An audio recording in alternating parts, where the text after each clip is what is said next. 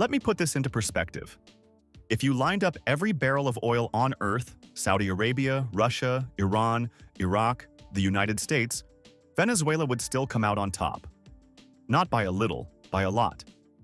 Venezuela has about 300 billion barrels of proven oil reserves, which makes it number one in the world. For comparison, Saudi Arabia has around 260 billion barrels, Russia about 80 billion, and the United States roughly 70 billion. Now ask yourself, what does 300 billion barrels even mean? Let's slow this down, because numbers this big stop making sense. 1 barrel of oil equals 159 liters, so Venezuela has roughly 47 trillion liters of oil underground. That's not a typo. If you filled Olympic-sized swimming pools with Venezuela's oil, you'd fill nearly 19 million pools. Now think about time.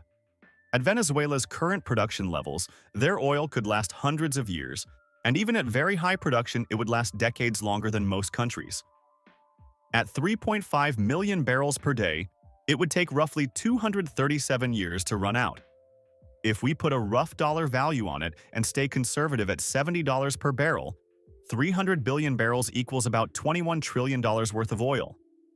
That's more than the GDP of most countries and represents entire generations of wealth. Most of this oil is concentrated in the Orinoco Belt. Venezuela is a founding OPEC member, and oil accounts for about 95% of its export revenue.